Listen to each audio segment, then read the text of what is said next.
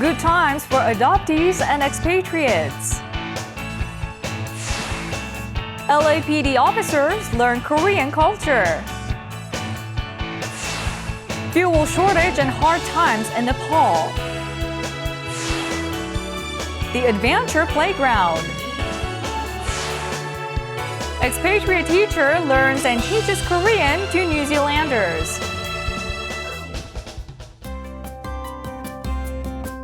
Hello, welcome to Going Global. I'm your host, Jung Se-mi.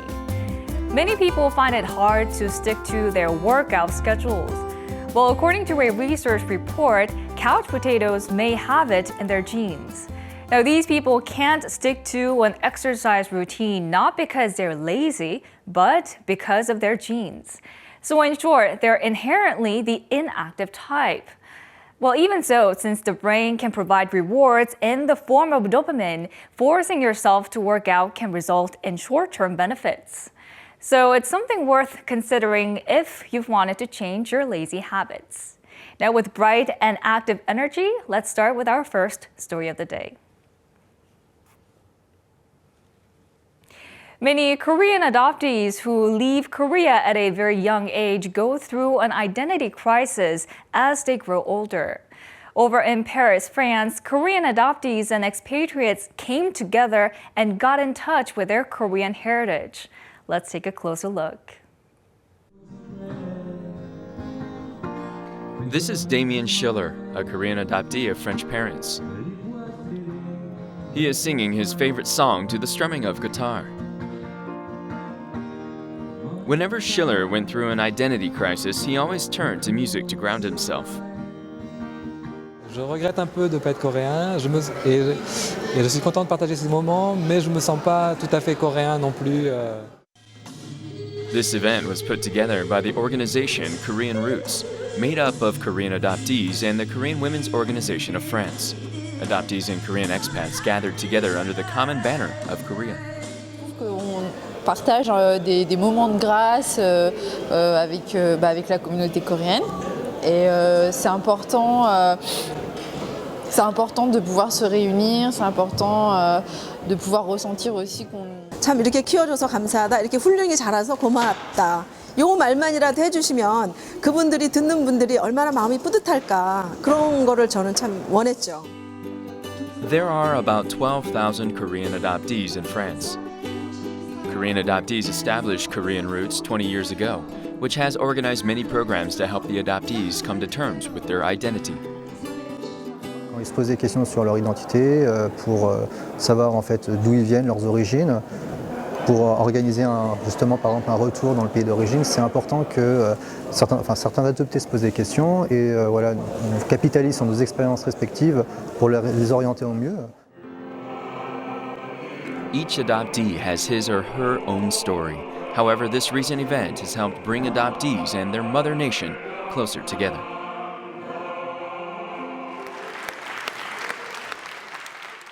Now, our next story takes us to Los Angeles. Los Angeles is a melting pot of various cultures and ethnicities, and Koreatown makes a part of that diversity. Police officers in LA have been studying Korean culture and Korean etiquette to better understand the Korean community. Let's find out more. This is the Korean Cultural Center in Los Angeles, California. A class on Korean greeting etiquette is underway. 안녕하세요. All participants are police officers whose jurisdiction covers Koreatown. To the Korean culture, it's really important just because we're in Los Angeles. There's a very large Korean population, Asian population in Southern California now. Korean culture classes for LA police officers were founded to help Korean residents better adjust to the local environment. 이 프로그램은 사실 1992년 LA 폭동이 있었기 때문에 시작한 건데요. 특별히 그때 여기에 경찰관들이 한인 커뮤니티를 내서 잘 이해하지 못해서 그래서 시작을 했습니다. There have been monthly classes since 2011, and participants learn about Korean culture, history, and basic Korean language, as well as the history of Korean migration. However, of all the sessions, the Korean food class is the most popular. Wonderful. The spices just tantalize my tongue. The program has been popular overall, and about 1,500 police officers have taken part to date. So you have knowledge, it just helps you, gives you better understanding and how to be more diverse in your dealing with the public. Answers questions I didn't even think about asking about everyone. And I almost, it makes me feel closer to the friends that I have. Organizers say that this program will continue in the future and deepen the ties between the police and the Korean community in Los Angeles. Moving on to our next story. Nepal is once again facing a crisis not too long after the devastating earthquake of 2015.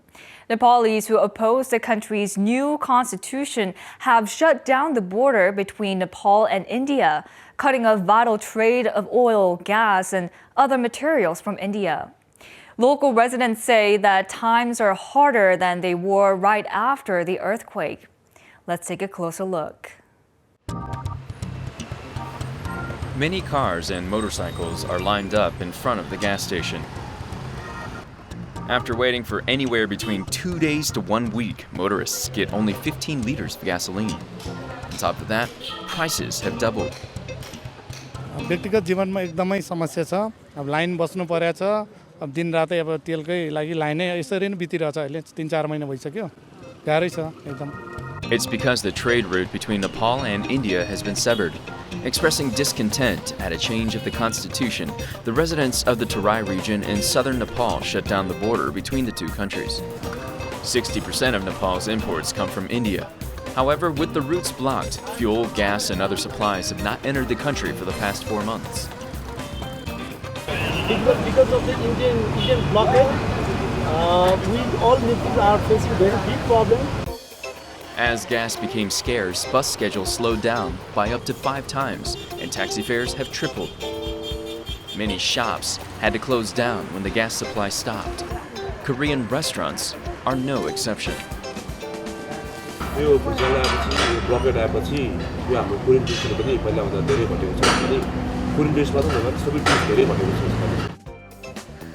As the weather gets colder, the biggest concern for those who have lost their homes in the earthquake is staying warm.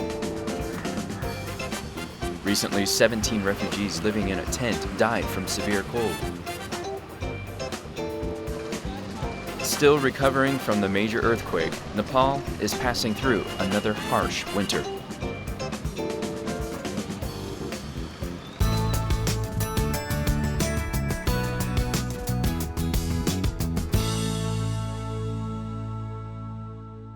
Our next story takes us to Japan. These days, fewer children play in playgrounds due to safety or hygiene reasons, or because they're too busy studying. In Japan, there are so-called adventure playgrounds where children learn through trial and error. Let's find out more. This child is about to jump off from a high point. The child hangs on to the rope and swings away, just like Tarzan. Although it looks a little dangerous, this platform makes a great slide for the children. Even if the children walk barefoot or play with fire, no one scolds them. Are these children being neglected? 大きな事故が起こらないようにはここにいるお母さん方みんなで見守ってサポートをしているのでそこまでひどい怪我にはならないであろう。 This is the so-called play park or adventure playground located in Setagaya Ward, Tokyo. Here in this natural playground, anything from discarded furniture to waste becomes excellent toys. 私も初めそう思いました。ここまでなんか高い台があるのかとか思ったんですけど、でも子供はそんなになんかわかんないわけではないんだなっていうのを。 The playground in Setagaya was established 37 years ago. Volunteers banded into a small group to run the playground, and the local government provided the venue and funding. This playground has a motto, play freely with responsibility. It teaches children about freedom and responsibility. やりたいことに挑戦できる場所ですね。他ではやっちゃダメだよって言われることも、火遊びなんかもやれたりします。そういう挑戦して自分でね失敗も繰り返しながら力を身につけていく、そういう自然の中でそういうことができる場所です。Of course, there's safety equipment nearby in case of an accident. Parents and volunteers take turns to conduct safety inspections. There are assistants in the park, but they intervene as little as possible. でもやっぱり起きてほしくない怪我もある分、私たちが毎日遊具とかの点検してこう見えない危険とか危ない箇所に関しては私たち修繕とか取り除くようにはしているので。They also organize many events, such as a cooking session every Wednesday for parents and their children. They get to cook and eat their own meals. This was initially created as a place for children, but today parents also gather here to talk and share information. 全国で月1回とか年 4,5 回とかっていう活動をしているところも含めると400カ所ぐらいはあるんですが、こちらのように常設でような場所はほとんど100カ所以下ですね。These adventure playgrounds were first established to provide as much freedom to children as possible. It is something worth considering for Korea, as more and more children are turning away from playgrounds because of safety and hygiene-related reasons.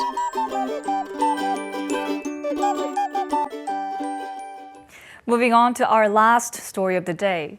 In New Zealand, there is a Korean expatriate who is teaching Korean to locals. But what's remarkable is that she learned Korean in New Zealand. Her name is Yoon Ye-ji, and let's go ahead and meet her now. This is a middle school in New Zealand. The students are saying their greetings in Korean. They are all taking a Korean language class. Although this is a proper class, the students look like they're having fun. The teacher is Korean expatriate Yoon Ye-ji. Yoon came to New Zealand at the age of 3 and learned how to write Hangul, or the Korean alphabet in New Zealand.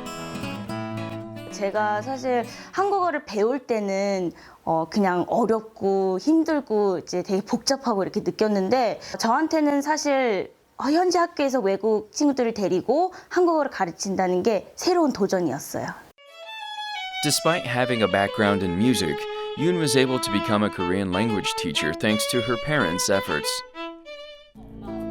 To make sure that she wouldn't lose her Korean language skills, they forbade her and her siblings to use English at home after 3 p.m. Moreover, every Saturday was Korean Day, meaning that only Korean could be used. 엄마 아빠도 아이들이 쓰고 있는 영어를 공부해서 알 필요도 있지만 아이들도 엄마 아빠가 말하고 있는 한국어를 알아야 서로 쌍방간에 소통이 되어진단 말이죠. In addition, Yoon had to go to Korean school every Saturday. Yoon attended Korean school every week from 1995 when it was established until she finished elementary school. It wasn't easy for her at times.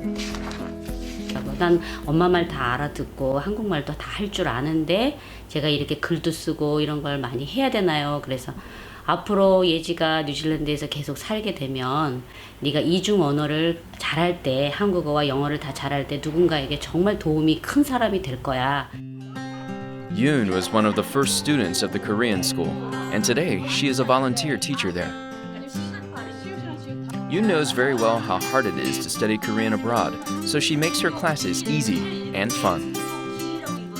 되게 재밌게 수업을 하시고 그리고 되게 제가 알아듣기 좋게 잘 알아듣게 잘 얘기해주고요, 가르쳐주세요.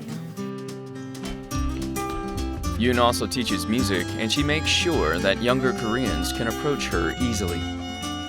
She is establishing herself as a role model for Korean expats, proving that speaking Korean is not only a source of pride, but also an asset. 저희가 외국에 살고 영어를 잘해도 키위 사람들이 저희를 볼 때는 아시안으로 봐주고 또 한국 사람으로 봐줍니다. 모국어를 할 수 없다면 참 부끄럽지 않을까 싶은데 그런 부분에서 조금 더 노력을 한다면 한국인으로서의 자부심과 또 자랑이 되지 않을까 싶습니다. While she's on a roll as a teacher, Yoon is considering getting accreditation as an elementary school teacher and teaching children about Korea and Korean culture. She wants to let children experience Korea and Korean culture while they're still young, combining her expertise in English, Korean, and music. I hope you enjoyed today's stories on Going Global. Just about everyone has probably had a fantasy of finding love like that shown in movies, and recently, one such love story came to life. Social media platform users Erica Harris and Art Yvonne, who met and fell in love through SNS, got married after finally meeting each other in person. The couple spent a year passing messages back and forth and finally met up in Los Angeles, Ontario International Airport, where Vaughn proposed to Harris. From there, the couple moved into a house of their own and began their lives together. Art has, quote, left quite the impression: do not listen to your thoughts, do not listen to your head, follow your heart, and follow your soul. Well, spring is now around the corner, and if you haven't found the love of your life yet, maybe this spring will be the time to do so. Going Global will be back next week with more exciting and interesting stories from all around the world. Thank you for watching.